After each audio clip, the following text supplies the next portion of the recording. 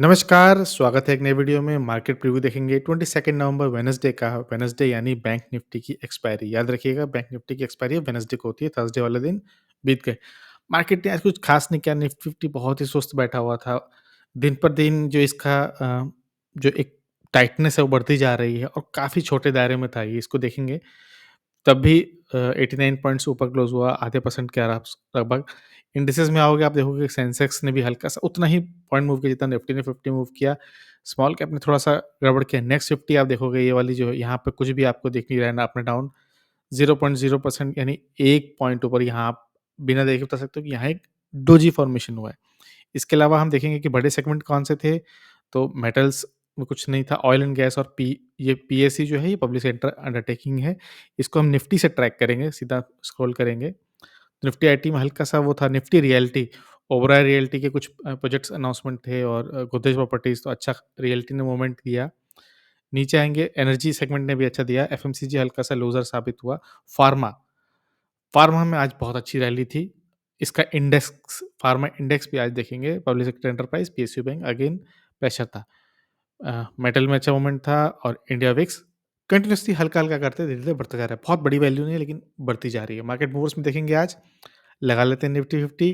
Market movers में देखेंगे losers में तो अगेन आपको दिखाई देगा कोल इंडिया 3.90 है, इसमें ₹15 का तो ₹15-16 का आई थिंक डिविडेंड ही था। तो आई थिंक ठीक है इसकी वैल्यू। ओएनजीसी में थोड़ी-सी प्रॉफिट बुकिंग, बीपीसीएल में क्रूड के चलते प्रॉफिट बुकिंग आ रही है। बाकी आईडी में हल्की-सी बुकिंग थी, नैस्डैक थोड़ा बस प्रेशर में था। तो कुछ भी ऐसा कोई बड़ा मूवमेंट नहीं था। टॉप गेनर्स में आएँगे हम, यहाँ भी लगा लेते हैं एनएससी। तो लाइफ इंश्योरेंस में हल्का-सा मूवमेंट था, एसबीआई और एचडीएफसी लाइफ, ये भी देखेंगे आज हम, इसका चार्ट भी देखेंगे। इसके अलावा मेटल्स में थोड़ी-सी मूवमेंट थी। असली खेल दिखा रिलायंस ने। रिलायंस की वजह से आज इंडेक्स जो था वो ऊपर गया और सिर्फ़ मेरे को लग रहा है इसी की वजह से। तो देखेंगे आज एचडीएफसी लाइफ का देखेंगे, टाइटन का शेयर देखेंगे, एचसीएल टेक का भी देखेंगे और रिलायंस का भी देखेंगे।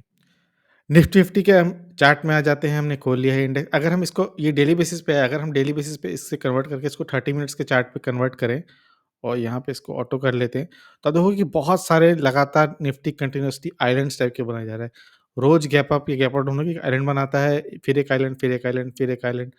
लेकिन जो इसकी जो रेंज है ना वो छोटी होती जा रही है, क्रंच होता जा रहा है। आज भी काफ़ी क्रंच था, तो आई डोंट नो ये किस तरह मूवमेंट करेगा, थोड़ा प्रेडिक्शन मुश्किल हो रहा है। यूएस में भी मार्केट ओपन हो गया, थोड़ी-सी प्रॉफिट बुकिंग दिख रही है, तो यहाँ पर भी थोड़ी-सी प्रॉफिट बुकिंग कर सकती है। मार्केट में थोड़ी-सी अनसर्टेनिटी है, चाहे निफ्टी देखें, चाहे बैंक निफ्टी। दोनों जगह ही अनसर्टेनिटी है, अभी डायरेक्शन क्लियर नहीं है। हाँ, हमको दिख रहा है कि ये चैनल में जो हमने ड्रॉ किया था, इसके टॉप पे अभी भी मूव कर रहा है। अगर हम इसको थोड़ा-सा ज़ूम करें, तो इसका मूवमेंट अभी भी पॉजिटिव है, ऊपर की तरफ है, लेकिन बहुत ही छोटा-सा है, डोजी टाइप का कैंडल बना है, कुछ खास वैल्यू है नहीं। तो निफ्टी बैंक का चार्ट अब हमारे सामने है, स्टिल इसमें प्रेशर था। आप देखो कि इसने इस नेकलाइन के आस-पास आ ही नहीं रहा है, वो यहीं कंसोलिडेट कर रहा है। कोई शार्प मूवमेंट नहीं थी, शार्प मूवमेंट कहाँ थी? निफ्टी फार्मा में। आइए क्विकली एक बार निफ्टी फार्मा देख लेते हैं। निफ्टी फार्मा का हमने इंडेक्स खोल लिया है और आप अगर आप हॉरिजॉन्टल लाइन यहाँ ड्रॉ करने की कोशिश करो, तो आप देखोगे कि इसने अपना प्रीवियस हाई यानी ऑल टाइम हाई भी बीट कर लिया है और इसके ऊपर जा चुका है। तो एक अच्छा सिग्नल है, अगर फार्मा के स्टॉक्स आपके पास हैं, वेल गुड, उसको हम रखेंगे, कंटिन्यू करेंगे। कंटिन्यूअसली लोअर ट्रेंड में था लेकिन वहाँ से रिवर्सल आया और इसको ब्रेक कर दिया।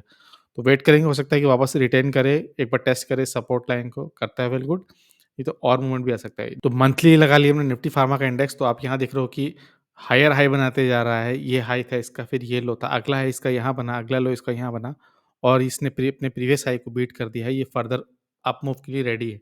अच्छा सेगमेंट है, अच्छा ट्रैक कर निफ्टी फार्मा, बहुत दिनों के बाद मूवमेंट आया है। अगर आपके फार्मा स्टॉक हैं तो आप कैरी करिएगा। चलते हैं निफ्टी पे। निफ्टी की जो स्ट्रॉन्ग मूव थी वो रिलायंस की वजह से थी। रिलायंस पे हम पहले भी वीडियो बना चुके हैं। अगर आप यहाँ पे कुछ देखो तो हल यहाँ पे इसका जो हेड एंड शोल्डर था ये पूरा हो चुका है, कंप्लीट हो चुका है। अगर आप एक रफली ड्रॉ करो, ट्रेंड लाइन सेलेक्ट कर लेते हैं, यहाँ से रफली हम एक ड्रॉ कर लेते हैं, एक इसकी नेकलाइन से हाइट करेंगे, इसको क्लोन पेस्ट करते हैं इसको, तो बहुत शॉर्ट टर्म पे भी इसका जो है 2480 के आसपास आ रहा है और 2480 पर आप देख रहे हो कि पहले भी रेजिस्टेंस है।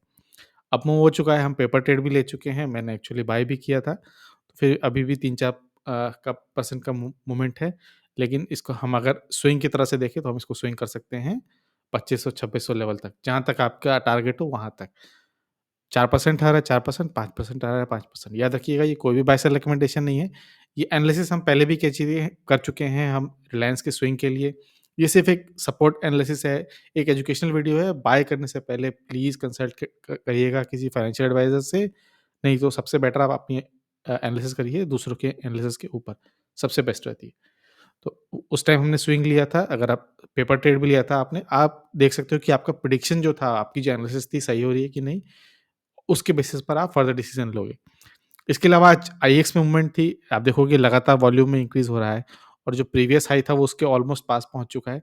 तो सीधा पोज़ीशन जंप इसमें लेने से पहले ये बात याद रखना कि आईएक्स में जब भी मूवमेंट आता है, तुरंत उसमें सेलिंग आ जाती है। बहुत सारे रिटेलर्स फँसे हुए हैं इसमें और वो सिर्फ़ अपना एग्ज़िट देखते हैं। तो जितने इसने हाई लगाए हैं, उतनी बड़ी-बड़ी सेलिंग आई है।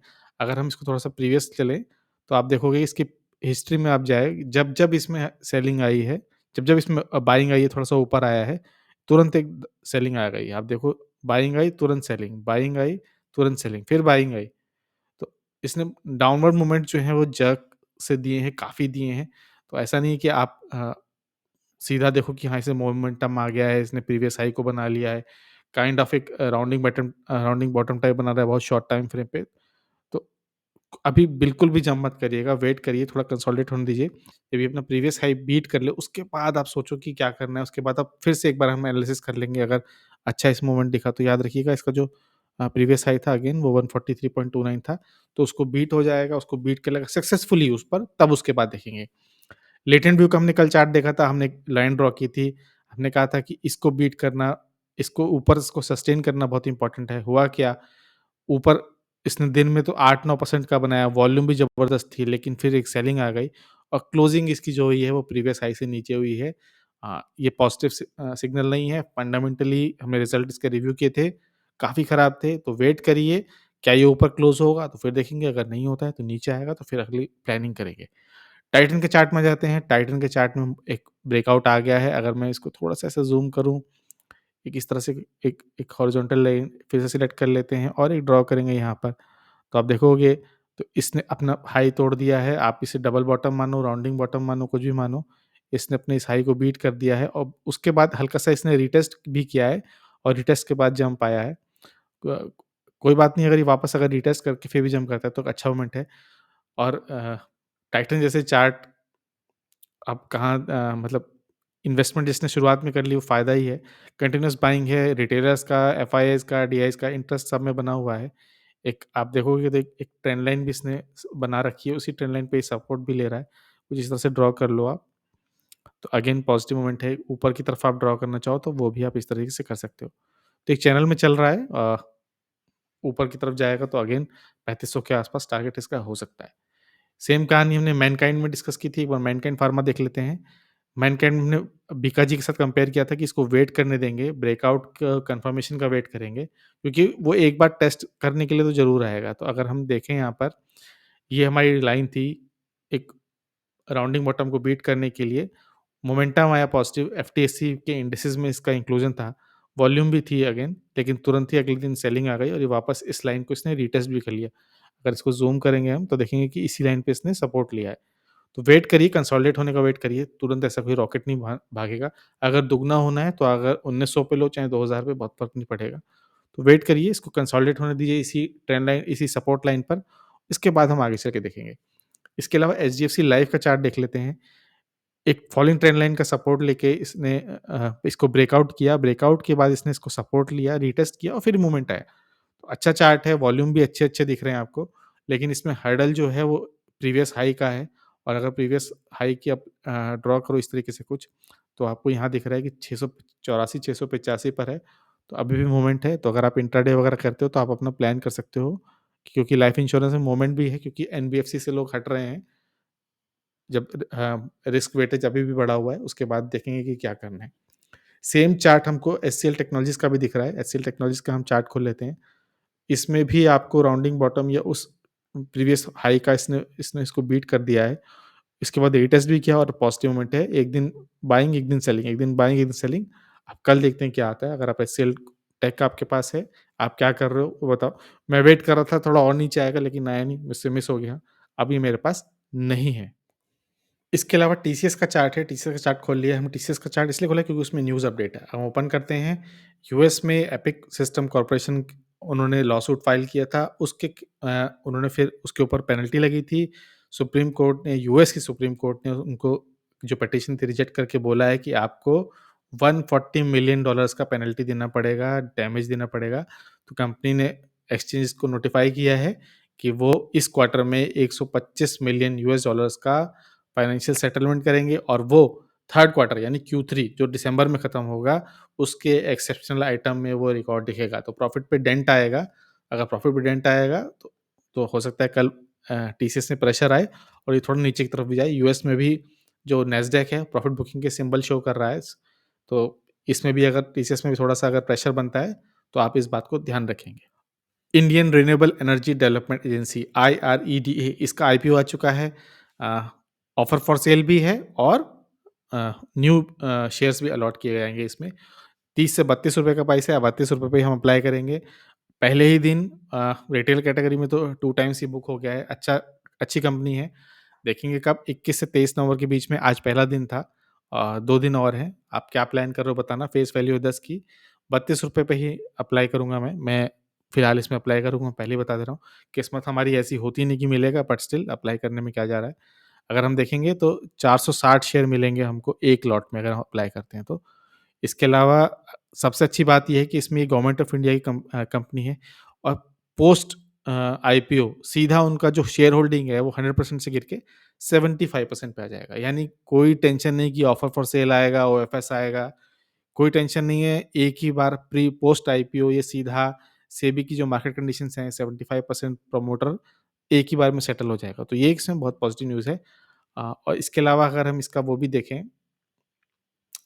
इसका रेवेन्यू देखेंगे तो रेवेन्यू कंटिन्यूअसली इसका इंक्रीज हो रहा है। 2600 करोड़, 2800 करोड़, 34,000 करोड़ और अभी 30 सितंबर यानी 2 क्वार्टर में ही 2320 करोड़ का इनका रेवेन्यू हो चुका है। सबसे इंटरेस्टिंग है इनका प्रॉफिट आफ्टर टैक्स। आप देखो 346 से बढ़ के 633 और वहां से बढ़ के लास्ट ईयर 864 और 2 ही क्वार्टर में इन्होंने ऑलमोस्ट 600 करोड़ का प्रॉफिट आफ्टर टैक्स कर लिया है। अगर ये इतना ही और कर लेते हैं तो डेफिनेटली 1000 करोड़ से ऊपर हो जाएगा। तो कंपनी अच्छी है। क्या करती क्या है? बेसिकली लोन प्रोवाइड करती है, एनबीएफसी टाइप है। और जैसे जो भी जितने भी आरबीआई ने इंडिकेट किया है कि रिन्यूएबल एनर्जी के जो प्रोजेक्ट्स होंगे, चाहे वो सोलर हो, चाहे विंड हो, जितने भी रिन्यूएबल एनर्जी के रिसोर्स होंगे, प्रोजेक्ट्स होंगे, उनको वो फंड करेंगे, उनके थ्रू वो उनको फंडिंग करेंगे और उन्हीं के थ्रू ये अर्निंग करेंगे। पीई रेशियो देख लेते हैं, 8.47 है और अगर पोस्ट पीई जो होगा वो 7.42 होगा। अच्छी ग्रोथ है कंपनी में। इसको एक बार कंपेयर कर लेते हैं आरईसी और पीएफसी से। आरईसी को देखते हैं, अच्छी खासी कंपनी है, 1 लाख करोड़ की ऑलमोस्ट पहुंच गई, 90,000 करोड़ की है। फेस वैल्यू अभी भी इसका 10 है। स्टॉक भी देखोगे 7.01 है। लेकिन इस तरह की कंपनीज को बहुत सारे लोग प्राइस टू बुक वैल्यू यानी प्राइस टू बुक वैल्यू के थ्रू कंपेयर करते हैं और वो है 1.4। पावर फाइनेंस कॉर्पोरेशन ये भी सेम काम करते हैं। इनके इनके पीयर हैं। 5.87 इनका स्टॉक पी है और प्राइस टू बुक वैल्यू है 1.13। देख लेते हैं एक बार सब्सक्राइब कितना हुआ है। क्यूआईवी कैटेगरी में 100 पूरा भर चुका है। एनआई कैटेगरीज में पूरा भर चुका है। रिटेल कैटेगरी में पूरा भर चुका है और एम्प्लॉय कैटेगरी में भी पूरा भर चुका है। ओवरऑल 1.43 डेढ़ गुना पहले ही दिन में भर गया है। क्या आप अप्लाई कर रहे हो जरूर बताना। मैं अप्लाई कर रहा हूँ और एक ही लॉट करूंगा। किस्मत हुई तो मिलेगा, नहीं मिले तो लिस्टिंग डे के दिन भी ले सकते हैं। अभी भी इसमें स्कोप है अच्छा खासा ग्रोथ का। हमने देखा कि नेट प्रॉफिट अभी भी काफी बढ़ सकता है, 1000 करोड़ से ऊपर का भी आ सकता है। तो ये थी एनालिसिस। ये था एक प्रीव्यू 22 नवंबर वेडनेसडे के लिए। याद रखिएगा प्रेशर अभी भी बना हुआ है, क्रूड में भी कोई रिलीफ नहीं है। कैसी लगी एनालिसिस, कैसे लगे स्टॉक्स जो हमने हाईलाइट किए, जरूर बताइएगा। हम एक नए चैनल है, हेल्प करिए ग्रो करने में। वीडियो को देखने के लिए बहुत बहुत धन्यवाद।